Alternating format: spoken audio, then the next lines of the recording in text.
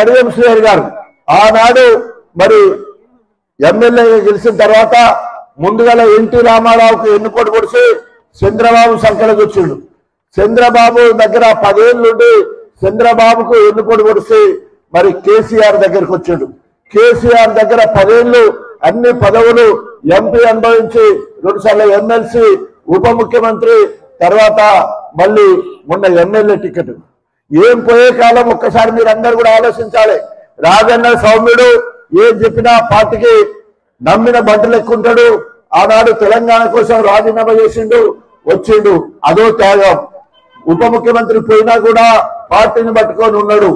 MLA ticket ఇవ్వకుండా గణపురం గెలిపియాలి, జనగాం గెలిపియాలంటే ఆ రకంగా నాకు రైతు బంధు చైర్మన్ ఇస్తారండి, లేదా ఎమ్మెల్సీ మంత్రి ఇస్తారని చెప్తే కడియం శ్రీహరికి మీరు మేము మనం అందరం కలిసి పార్టీని చూసి ఆయన ముఖం సుమా ఎవ్వరు కూడా ఆయన ముఖం చూస్తే తూ అనుడు తప్ప ఓటు వేయలే.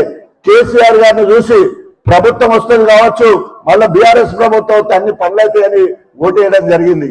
కానీ ఆ రోజు మరి ఆయనకు పోను నాకే కాదు నా బిడ్డకు కావాలి, లేకపోతే నేను కాంగ్రెస్ పోతాను కేసీఆర్ గారిని బెదిరించింది.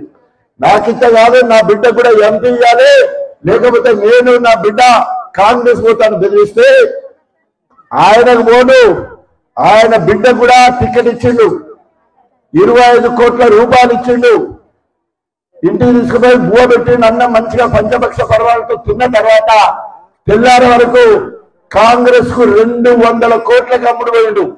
బిడ్డ నేను వస్తాను, బిడ్డకు కాంగ్రెస్ టికెట్ ఇస్తే 200 కోట్లకు అమ్ముడు పోయిండు. అంటే ఇక్కడ కేసీఆర్ దగ్గర 25 కోట్లు తీసుకున్నాడు, 200 కోట్లకు అటు అమ్ముడు పోయిండు. సో ఆ రకంగా నమ్మించి మోసం చేసిండు. అందుకనే కడియం శ్రీహరిని రాజకీయంగా పాతి పెట్టాలి, పాతరేయాలి, బొంద పెట్టాలని కేసీఆర్ పిలుపు. ఎందుకంటే మోసం చాలా మంది చేస్తారు, కానీ నమ్మించి మోసం చేయడం. తిన్నింటి వాసాలు లెక్క పెట్టినట్టు ఇంట్లోకి పోయి తిని పైసలు తీసుకొని టికెట్ తీసుకొని మళ్ళా పక్క పార్టీలోకి పోయి కాంగ్రెస్ పార్టీలోకి పోవడం. నీకు నిజంగా సిగ్గుశీలం ఉండేది ఉంటే నేను కాంగ్రెస్ పార్టీ నుండి గెలిచిన, కాంగ్రెస్ కు రాజీనామా చేసిన, ఎమ్మెల్యే పదవికి రాజీనామా చేసిన మీ దగ్గరకు వస్తే మీరే అంతకుముందు 12,000తో గెలిస్తే నన్ను 33,000తో 58,000తో గెలిపించండు.